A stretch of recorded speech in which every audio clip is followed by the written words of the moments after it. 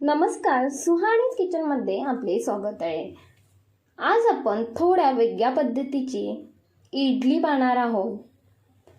डाळ तांदूळ भिजवण्याची गरजच लागणार नाही अशी ही स्पॉन्जी इडली घरच्या घरी आणि साध्या सोप्या पद्धतीने पाहणार आहोत.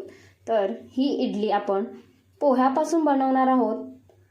अशा पद्धतीने पोह्यापासून इडली बनवलात तर लहानांपासून मोठ्यांपर्यंत सर्वांनाच आवडणारी ही इडली केव्हा फस्त होईल ते सुद्धा समजणार नाही, एवढी ही चवीला मस्त लागते.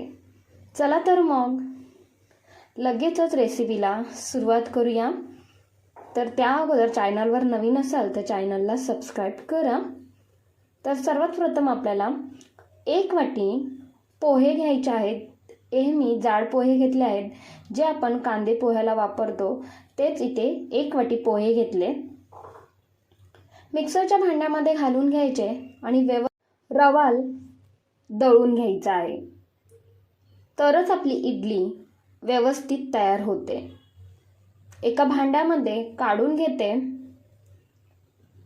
आता एकाच वाटीने आपल्याला सर्व सामान घ्यायचे आहे, सर्व साहित्य घ्यायचे आहे.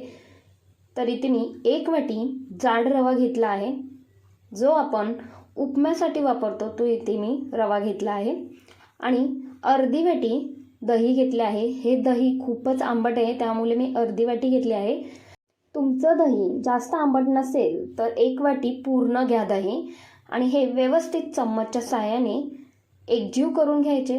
एकजीव करून घेतल्यानंतर यामध्ये पाणी घालायचं आहे. तर त्याच वाटीने इथे मी 1 वाटी पूर्ण पाणी घालून घेते. पाणीसुद्धा कितपत घालायचे ते सुद्धा मी पुढे तुम्हाला सांगणारच आहे. व्यवस्थित हे परतला चम्मचने एकजीव करून घ्यायचे. त्यानंतर परतला मी पाव वाटीभर इथे मी पाणी घालून घेते. तर ही रेसिपी अगदी झटपट तयार होते आणि लहान मुलेसुद्धा आवडीने खातील, एवढी ही रेसिपी मस्त होते. तर या इडल्या तुम्ही केव्हा बनवल्या नसतील तर एकदा नक्कीच ट्राय करून पहा. आता आपण थोडा वेळ ही बाजूला ठेवूया, म्हणजे 10 ते 15 मिनटं बाजूला ठेवले आहे. तोपर्यंत एक चटणी करायची आहे. तर अर्धी वाटी ओले खोबरे, अर्धा इंच आलं, 1 हिरवी मिरची, फुटाणा डाळ, जिरे, थोडीशी कोथिंबीर आणि यामध्ये चवीनुसार मीठ घालायचे आणि हे मिक्सरमधून बारीक वाटून घ्यायची आहे चटणी. फोडणी पात्रामध्ये 1 चम्मचभर तेल गरम केले, पाव चम्मचभर मोहरी घालायची, कढीपत्ता घालायचा, सुकी मिरची घालायची आणि ही खमंग फोडणी मिरची घालून आपली चटणीवरती घालून घ्यायची. मस्त आपली ही चटणी तयार झालेली आहे. अगदी झटपट तयार होते आणि कमी वेळामध्येही तयार होते. तर चटणी बाजूला ठेवूया आणि 15 मिनिटानंतर आपले बॅटरसुद्धा व्यवस्थित असे भिजले गेले आहे.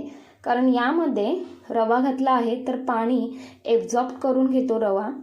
तर आपल्याला या बॅटरमध्ये पाण्याचा वापर जास्त करायचा नाही आहे. जेवढे मी सांगेन त्याच पद्धतीने हे बॅटर आपलं तयार करून घ्यायचे आहे. तर परतला मी इथे 1 वाटी घेतले आहे पाणी आणि ते थोडे थोडे करून आपल्याला यामध्ये पाणी घालायचं आहे. एकदाच पाणी यामध्ये घालायचे नाही. तर मी ते पूर्ण 1 वाटी परतला पाणी घालून घेतले आहे. बॅटरची कन्सिस्टन्सी पाहताय, जास्तही आपल्याला बॅटर सैलसर नाही बनवायचं आहे. जसे मी व्हिडिओमध्ये दाखवते त्याच पद्धतीचे आपले बॅटर असायला हवे. तर त्यानंतर आता यामध्ये मीठ घालून घेतले आहे चवीनुसार. तर आपल्याला 2 वाटी पूर्ण पाणी लागलेले आहे.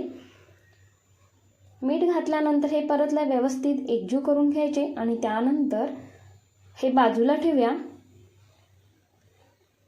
इडली पात्रामध्ये पाणीसुद्धा मी गरम करायला ठेवले आहे आणि इडली आपण वापरणार आहोत त्या साच्याला व्यवस्थित असे तेल लावून घ्यायचे. तेल लावून घेतल्यानंतर पाव चम्मचभर फक्त आपल्याला खायचा सोडा घालायचा आहे. त्यापेक्षा जास्तीचा सोडा यामध्ये अजिबात वापरायचा नाही.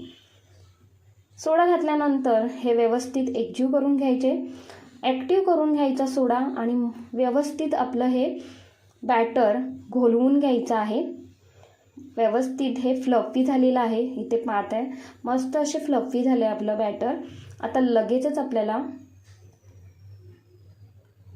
इडलीच्या साच्यामध्ये हे बॅटर घालून घ्यायचे आहे. तर इथे मी 2 चम्मचभर बॅटर घालून घेते.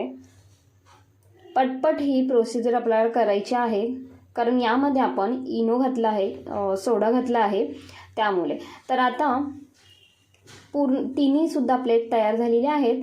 आपले पाणीसुद्धा व्यवस्थित असे बॉईल झाले आहे. आता यामध्ये एक एक प्लेट घालून घ्यायची. पहिली प्लेट घातल्यानंतर त्याच्या पहिल्या प्लेटच्या छिद्राच्या वरच्या साईडला आपली इडलीची प्लेट ठेवताना व्यवस्थित अशी ठेवून घ्यायची, म्हणजे आपल्या इडल्या आहेत ना त्या व्यवस्थित अशा वाफल्या जातात. आता यावरती झाकण ठेवायचे आणि हे 20 मिनिटं व्यवस्थित ही इडली वाफवून घ्यायची आहे. 20 मिनिटानंतर इथे झाकण काढून घेतले आहे. इथे पाहताय तुम्ही मस्त अशा आपल्या पांढऱ्या शुभ्र इडल्या तयार झालेल्या आहेत. गॅस बंद करून घेते. काढून घेतल्या आहेत आणि थंड होऊ देऊया. थंड झाल्यानंतरच आपल्याला या इडल्या काढून घ्यायच्या आहेत. तोपर्यंत अजिबात हात लावायचा नाही, नाहीतर त्या येत नाही, चिपकल्या जातात. तर थंड झाल्या आहेत आणि थंड झाल्यानंतरच इथे मी इडली काढून दाखवते तुम्हाला. खूपच मस्त अशी आपली इडली तयार झालेली आहे. तर डाळ तांदूळ न भिजवता अशा पद्धतीने तुम्ही इन्स्टंट इडली घरच्या घरी आणि साध्या सोप्या पद्धतीने नक्कीच बनवून पहा. खरंच खूपच मस्त होते ही इडली आणि चवीला सुद्धा तेवढीच मस्त लागते. तर लहान मुलेसुद्धा ही इडली आवडीने खातील. तर एका प्लेटमध्ये इथे मी सर्व इडल्या काढून घेतल्या आहेत आणि त्यासोबत आपली नारळाची चटणीसुद्धा तयार झालेली आहे. तर तुम्हाला ही इडलीची रेसिपी कशी वाटली ते मला कमेंटमध्ये नक्कीच कळवा. तर किती सॉफ्ट झाली आहे हे तुम्हाला समजलंच असेल. एवढी ही सॉफ्ट इडली आणि दिसायला सुद्धा खूप सुंदर दिसते. मस्त अशी पांढरी शुभ्र ही इडली आपली तयार झालेली आहे. तर डाळ तांदूळ न भिजवता पोह्याची इडली तुम्हाला कशी वाटली ते मला कमेंटमध्ये नक्कीच कळवा. आवडले असेल तर एक लाईक, शेअर तसेच हाईप करायला अजिबात विसरू नका आणि सुहानीज किचनला सबस्क्राईब करायला विसरू नका. धन्यवाद.